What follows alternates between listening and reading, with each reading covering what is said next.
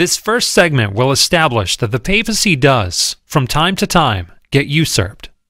We will look at one specific case, that of Pope Innocent II, as it bears some parallels to what we face today. We will also examine the criteria which St. Bernard used to discern that Innocent II was indeed the true pope.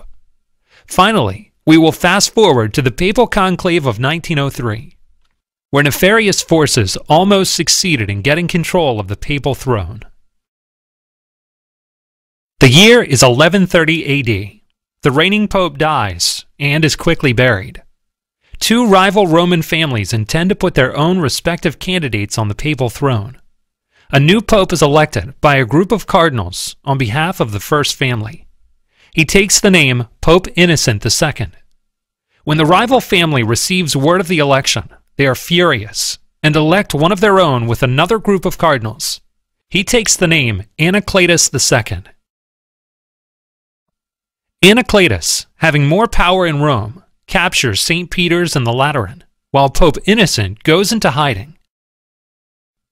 Anacletus was nearly universally accepted as Bishop of Rome until his death 8 years later in 1138.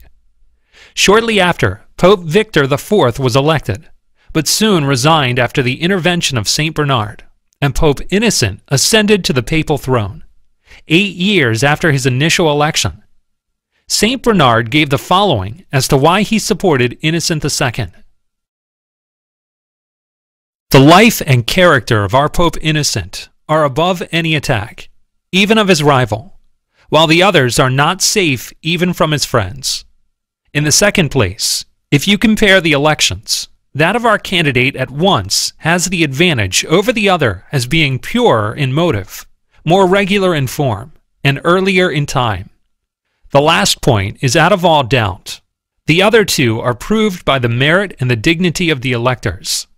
You will find, if I mistake not, that this election was made by the more discreet part of those to whom the election of the Supreme Pontiff belongs.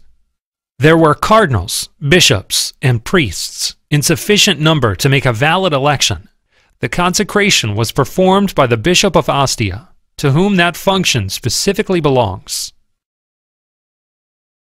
After Innocent II reclaimed the papacy at the Second Lateran Council, he annulled all the clergy ordained by Anacletus, proclaiming them schismatic and heretical. Both Anacletus II and Victor IV are considered false popes, also called antipopes, impostors who usurped the chair of Peter with the aid of men of great power and influence. The National Catholic Almanac lists 41 such false popes.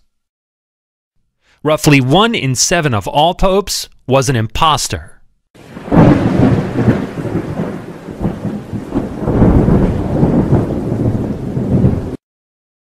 At the 1903 papal conclave, a prelate named Cardinal Rampolla received enough votes to become pope, but to everyone at the conclave's surprise, a veto was presented on behalf of His Imperial Majesty Franz Joseph of Austria, annulling the election. It turned out that Rampolla was a Grand Master with the OTO, an occult sect which included occultists Aleister Crowley and Rudolf Steiner. The 1903 conclave instead produced Pius X, whose pontificate was a major setback for what was known as the Rampolla clique. Following the death of Pius X, however, the lingering influence of this malignant faction resumed and strengthened. We will make note of just one member of the group, Rampolla's closest friend and confidant, Bishop Radini Tedeschi, who would take a young priest by the name of Angelo Roncalli under his wing and set him on a course to the papal throne.